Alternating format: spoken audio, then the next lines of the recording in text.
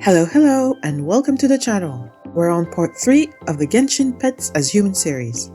I got a few comments about what I consider a pet and what I don't, so I want to quickly specify that for everyone. For this series, a pet is a character that accompanies a playable character, has a name and/or personality of sort, and appears during gameplay. Extra points if they also appear during an idol.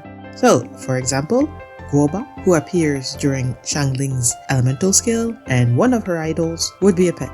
But Shengsheng, who despite being around Baizu's neck at all times doesn't really do anything during gameplay, would not be a pet under these criteria. I hope that makes things a little more clear. I didn't fully specify this in the first video because it was still a little bit unclear for me as well, so I'm sorry for any confusion. With that out of the way, let's get started with Yugoi is a mechanical bunny created by Cloud Retainer and given to Yaoyao to help her in her training and combat. Despite it being a machine, Yaoyao treats it like a friend, which honestly is understandable. I don't think I could ever resist a face this cute. For the human design, I settled on a little girl design to match Yaoyao. I first gave her long ponytails to mimic the bunny ears, before thinking, nah, I can do better than that. Hairstyles from the Tang Dynasty came to mind, especially given how kind of crazy some of them could get. I figured I could do something similar to bunny ears, and I did in fact find a few pictures of bunny-inspired hairstyles to use as inspiration. Giving her a less modern hairstyle was also a nice way to reference the fact she was made by Cloud Retainer, who as an Adeptus is at least a few thousand years old. Or maybe I'm the only one who kind of made that connection. For her dress, I already had an idea of what I wanted, so it didn't change much from sketch to sketch. I wanted something that looked like a dress you'd see on a doll, as a nod to her original plushie form. I added some little accessories to her hair, as a nod to Yaoyao, like the little radishes she has in her basket. When I moved to the final design, I realized her bangs reminded me a little too much of Kachina's, so I changed them to something closer to one of the inspiration pictures I used previously for her hair. After that, everything was really straightforward. I did change her Mary Janes into something else after stumbling on a picture of these specific shoes. I thought they looked a little more interesting. I added some little flowers to her dress to add an area of interest while still keeping the design simple. I also added a huge pom-pom at the back of her dress to mimic her little bunny tail. And here's the little lady. With how adorable Yaoyao looks, I had to make sure to make Yugoi at least equally as cute. And not to toot my own horn, but I think I did a pretty good job. Here's the chibi of her and Yaoyao playing Leapfrog.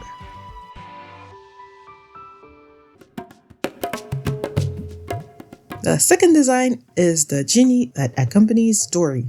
She once tricked him into entering her lamp, but they're chill now and she summons him to fight for her, and also sits on him sometimes. I'm going to be super real with you guys. When I looked at Genie and thought of a human design, the first thought that popped into my mind was Majin Buu. So yeah, that absolutely influenced this dude's design. Most of the sketches were about finding the right head and body shape, since I had a fairly good idea of where I wanted to go with his design.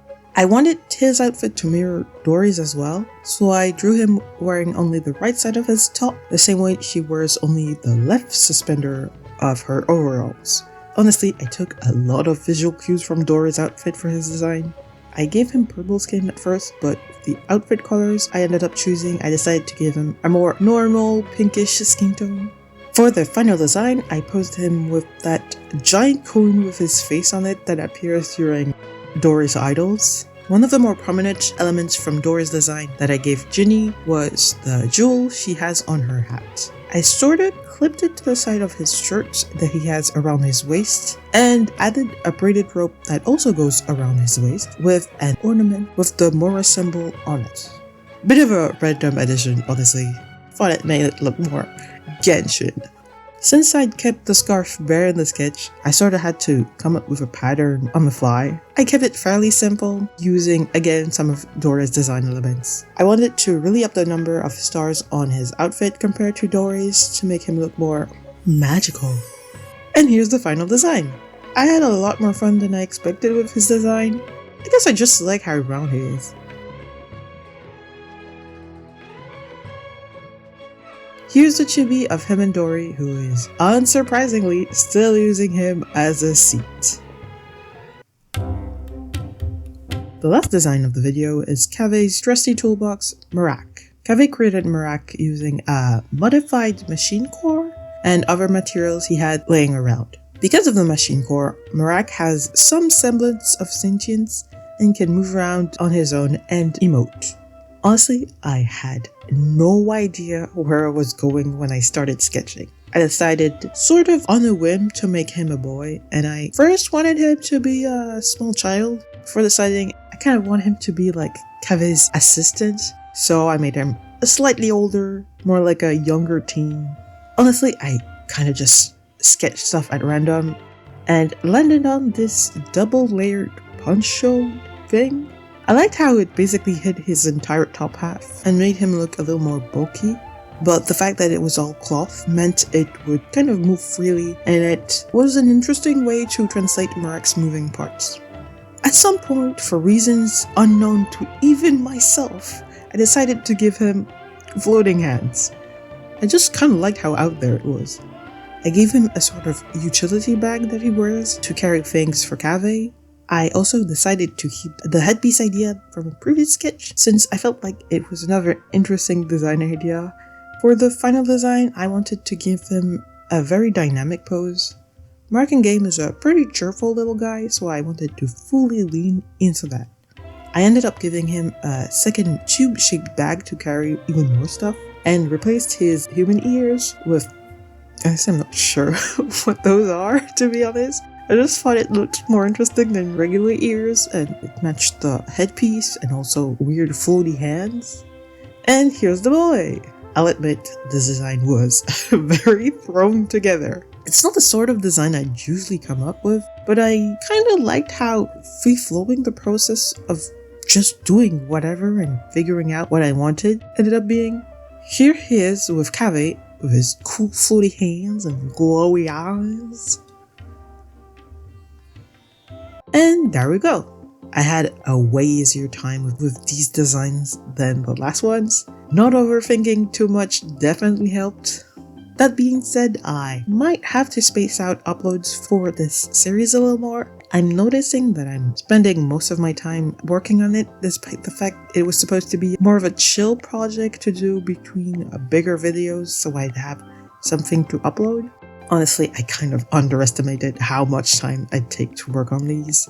I do really like the current format I'm using for these, and I don't want to take stuff out to make it shorter and quote-unquote easier on myself, like not drawing the chibis or going straight to the final design speed paint. I actually think I might make these videos a little longer and go into more detail about what I'm doing while designing these. What that means is essentially these videos will probably not be posted as often and will probably be a little longer, and I will have to come up with a different shorter series for when I'm working between longer videos. But don't worry about that, that's sort of my problem. I'll figure something out. But I want to know what you guys think of these designs. If you want to see more of both this series and the stuff I have in store, please subscribe and hit the bell icon so you'll be notified once I post the next video. I haven't said that in a little while. Thanks for watching and see you next time. Bye bye!